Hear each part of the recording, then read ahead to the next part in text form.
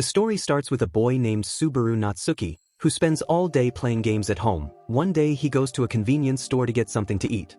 When he comes out after paying, he suddenly feels dizzy.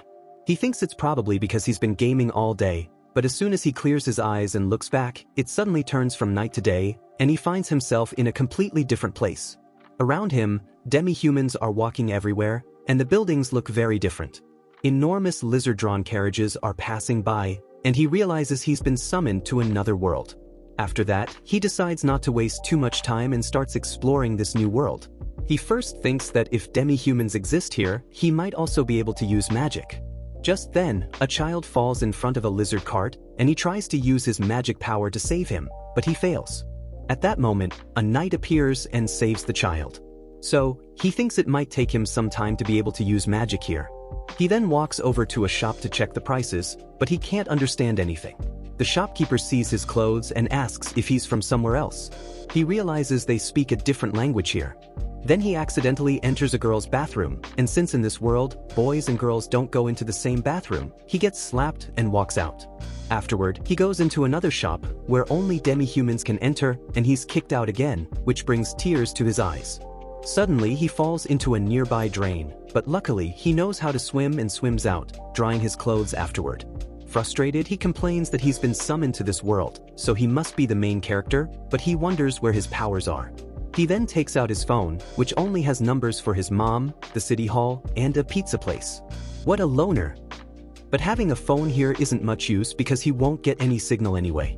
Just then, we sees a young girl jumping over the rooftops. We see Natsuki sitting in an alley as he yells, wondering where his sword is. Some thugs show up. He thinks it's time for action but is scared.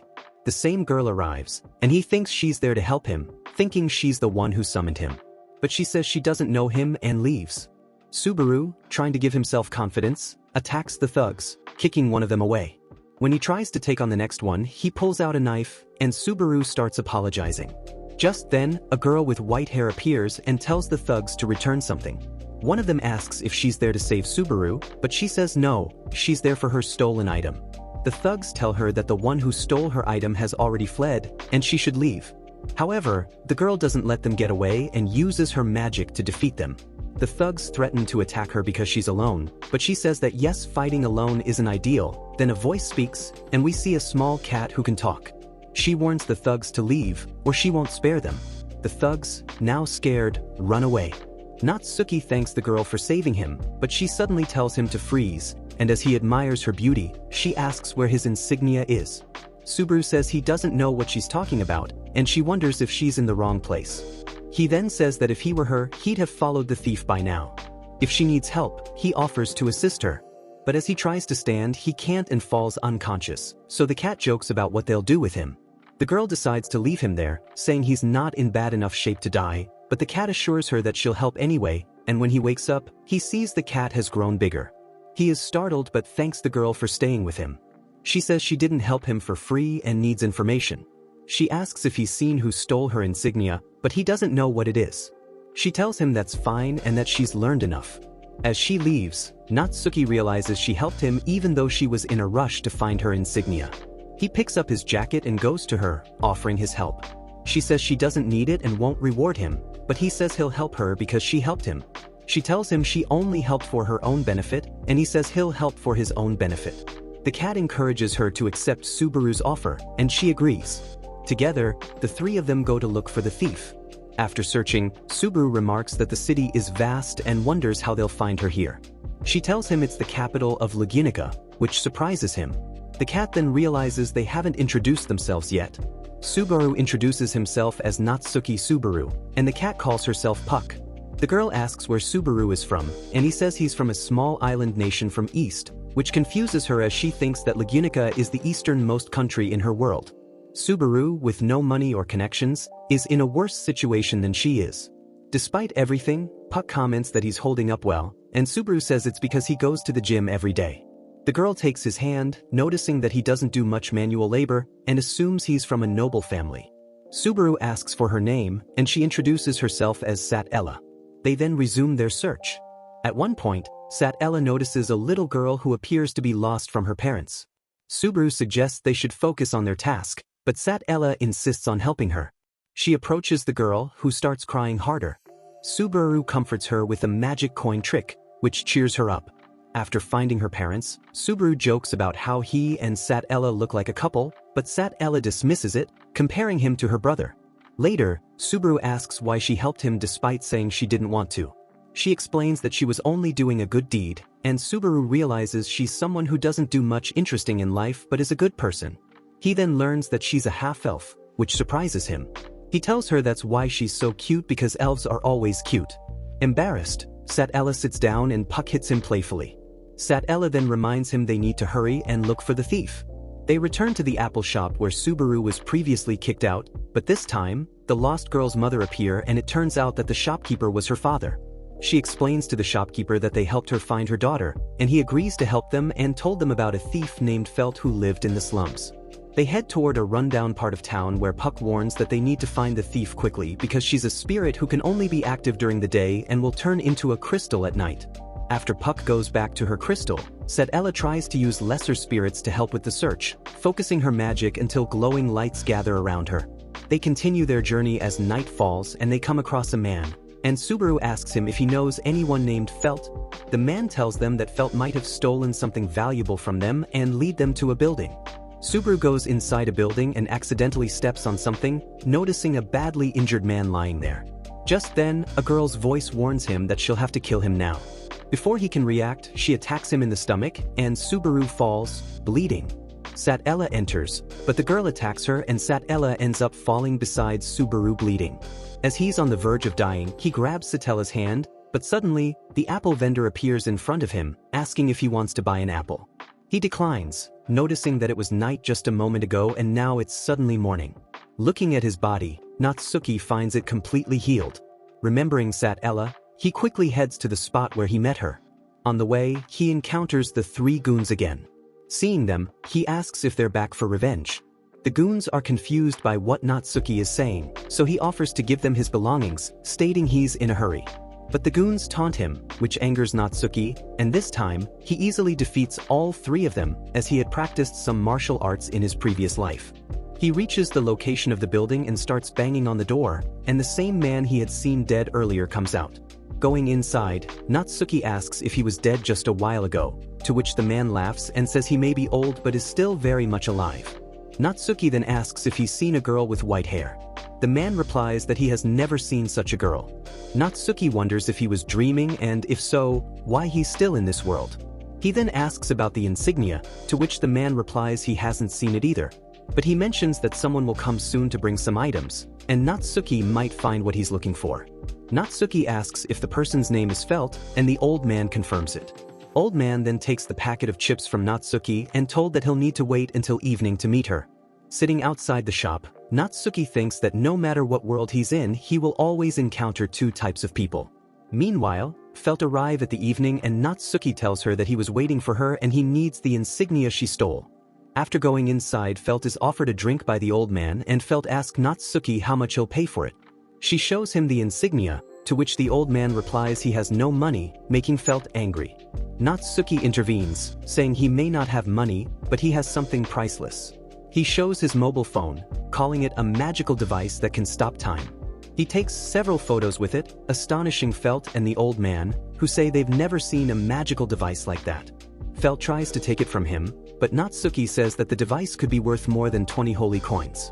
Felt realizes she can ask for even more money and mentions she can't deal alone with him, so she involves the old man to ensure no one deceives her. As they're discussing, someone knocks at the door, and Felt goes to check. The old man grabs a large hammer, preparing for whoever is outside.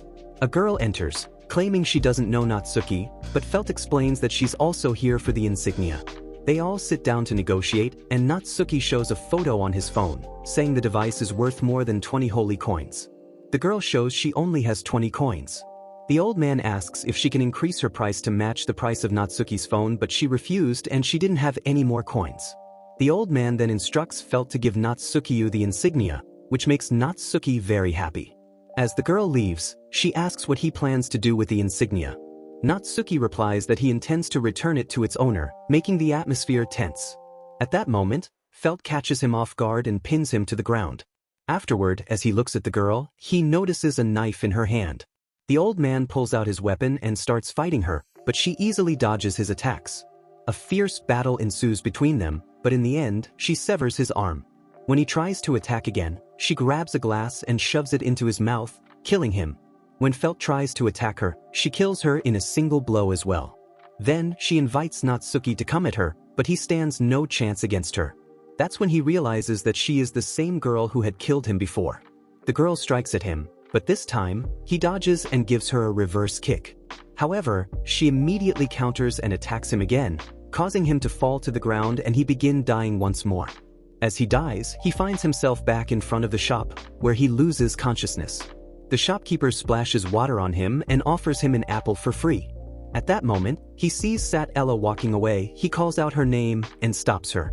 But she turns to him, angry, and asks why he called her by that name.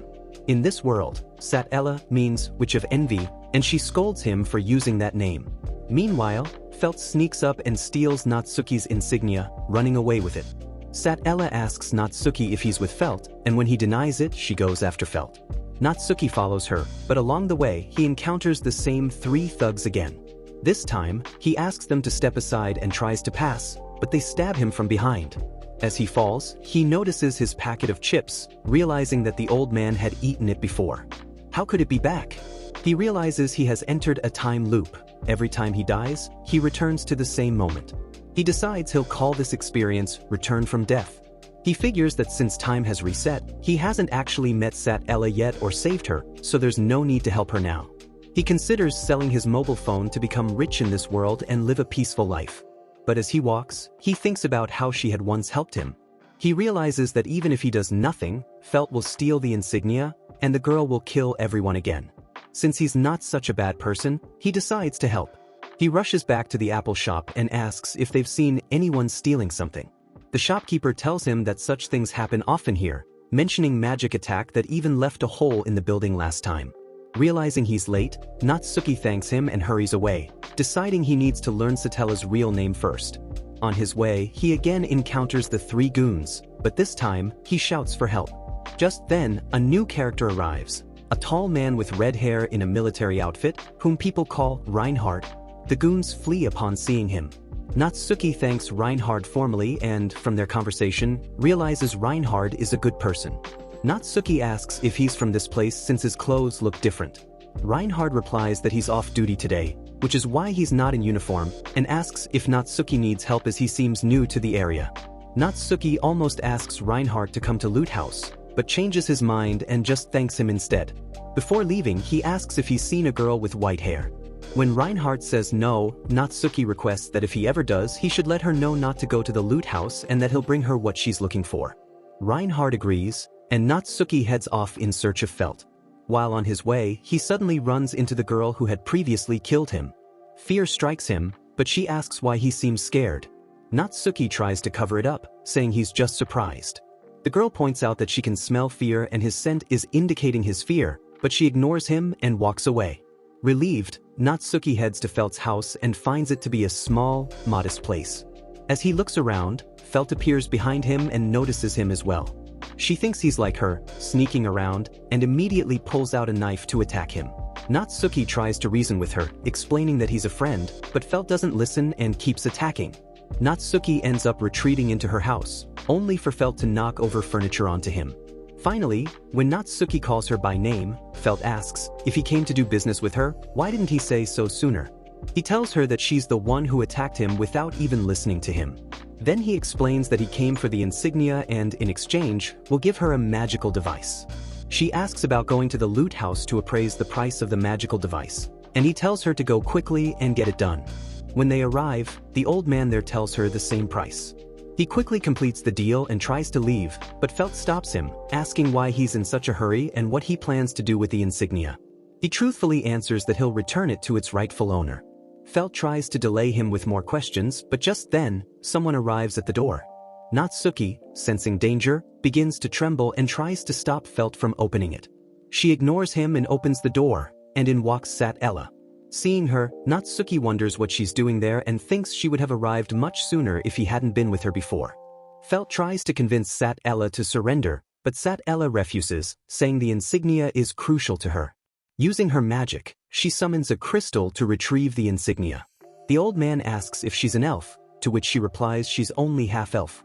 Felt accuses Natsuki of tricking her by promising to return the insignia, and Satella realizes that Natsuki has been on Satella's side all along.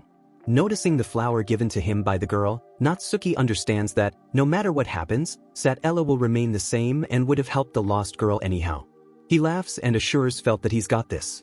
Suddenly, he sees someone about to attack Satella with a knife, so he asks Puck to shield her. Puck thanks him and removes the seal, but the girl declares that since Satella is there, she'll have to kill everyone. Natsuki distracts her briefly and signals Puck, who attacks with magic, but it doesn't affect the girl. Puck then targets her with bigger attack, but the girl dodges with ease. Seeing the two fighting, everyone else stands aside, unwilling to intervene. Puck grabs the girl's leg, and Satella and Puck perform a powerful attack together. However, the girl effortlessly dodges again, and Puck, unable to sustain her strength much longer as it's nighttime, disappears, leaving Satella to fight alone. The girl shatters Satella's crystal and uses the fragments to launch another assault. Satella retaliates, but the old man also intervenes and attacks the assassin. She stopped him with a knife and eventually killed him. The girl then moves to attack Felt. Thinking he's doomed, Natsuki decides he doesn't want to die again, so he saves her just as the girl strikes. Satella reappears, fighting the girl. Natsuki signals Felt to get out, and using the old man's weapon, he also attacks the girl. As they both continue fighting, Felt escapes. Natsuki tells Satella that if she has any powerful attack, now would be a good time to use it. Satella says she does, but it would leave her as the only survivor, so she can't use it. Natsuki, determined, stands up to fight again, but the girl overwhelms him. When he tries to counter with a reverse kick, she catches him, and as she's about to slice his leg, they hear a loud crash. Breaking through the ceiling, Reinhard appears heroically. Recognizing the girl as a dangerous outlaw, he tells Natsuki to stand aside and lets Satella tend to the old man, who was still alive. Natsuki asks Satella why she's helping him, and she gives her usual excuse of wanting information. The girl then attacks Reinhard, but he knocks her back with a powerful kick, which doesn't seem to harm her. He grabs a sword lying nearby, shattering her knife with one swing. She attacks again, and Natsuki tells Reinhard she has more knives. The two continue fighting, and Natsuki asks Satella if Reinhard can beat her. She says yes, but since the girl is using the mana in the area, Reinhard can't access his full power, and when she fully heals the old man, she tells him to signal Reinhard. As soon as she finishes healing, Natsuki gives him the signal, and Reinhard starts gathering the surrounding energy into his sword. When the girl attacks him, he shatters everything around him, causing the whole area to tremble. After that, Satella asks Natsuki why he's helping her. Once this is over, they all start talking, but then the girl reappears and directly attacks Satella. Natsuki steps in to stop her with the old man's mace. Then, Reinhard comes forward, and the girl warns them before leaving. After she leaves, Natsuki introduces himself again with the Michael Jackson pose and asks Satella her real name in return for her help. This time, Satella reveals her real name, Emilia. Reinhard praises her bravery, but as he approaches the mace, it splits in two, and he realizes the girl had planted an attack spell on it. However, this time he doesn't die because Emilia heals him. When Reinhard offers to take him home, Emilia says she'll take him herself. Then she goes to talk to Felt, who gives her the insignia.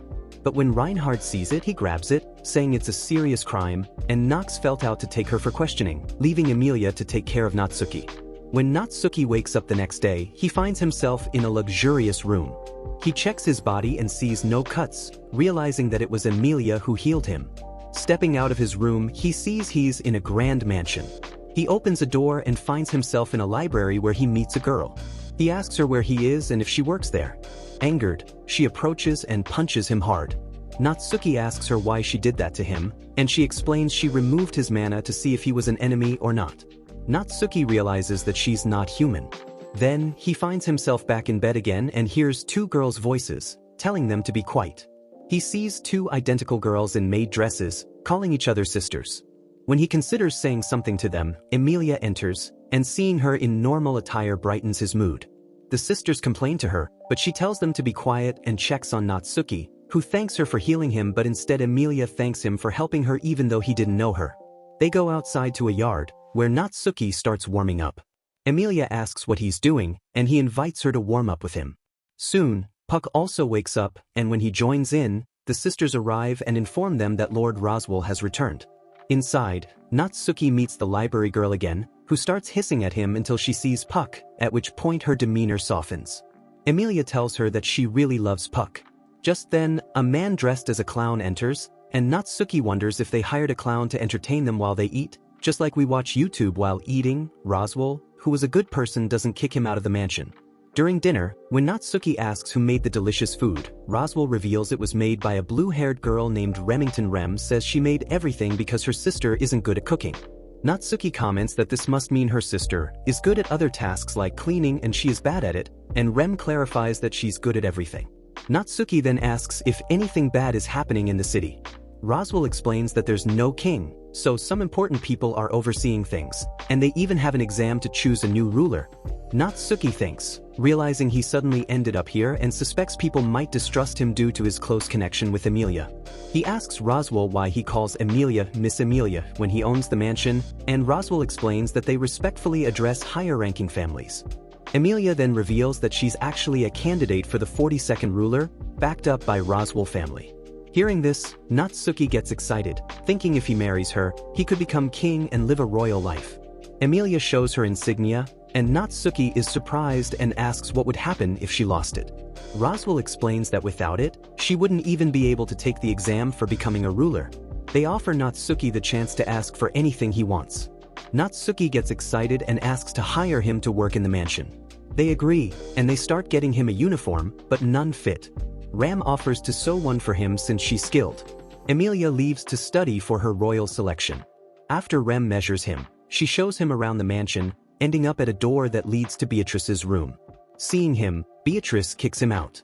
When he opens the door again, it's the bathroom, and Rem explains that Beatrice has magic that lets her access her room from any door, making it impossible to find her if she hides. But Natsuki manages to find her on the very next try. When Beatrice asks how he knew, he proudly says he's very lucky. Natsuki then asks if she joined as a librarian and if she's Roswell's sister, but she says no. Puck explains that Rajbal has lots of books and a special series of forbidden section he doesn't want others to see, so he contracted Beatrice to protect the library. The next day, Rem brings him his uniform, and he begins his work but soon gets frustrated. Days pass, and Roswell asks Rem how Natsuki is doing. Rem, who is lounging on him, says he's not good at anything, and when Roswell asks her about the possibility of him being a spy, then Rem answers that it's very unlikely but there may be chances, and Roswell signals her to do what needs to be done in that case. Meanwhile, Natsuki watches over Emilia using magic powers, and they watch the beautiful moon together. Emilia asks why he only asked for her name if he could have asked for anything. Natsuki says he just wanted to know her name at the time. Emilia then asks why he didn't ask to stay as a guest forever. Natsuki realizes he hadn't thought of it and says so. She then offers to heal the scar on his hand, but Natsuki refuses, saying it reminds him to work hard. He tells her he injured one hand with a knife and the other was bitten by an animal in the city. Natsuki then asks if she'll go with him to the market the next day, and after some persuasion, Emilia agrees, and later that night, Natsuki can't sleep, thinking about all the places he'll take Emilia. In the morning, he excitedly wakes up, only to find Rem and her sister there, and as he looks at his hands, he sees that the scars are gone. He realizes he's back to the time when he first woke up in the mansion, and that's where the video ends. If you want to watch more videos like this, click on the screen and subscribe to the channel.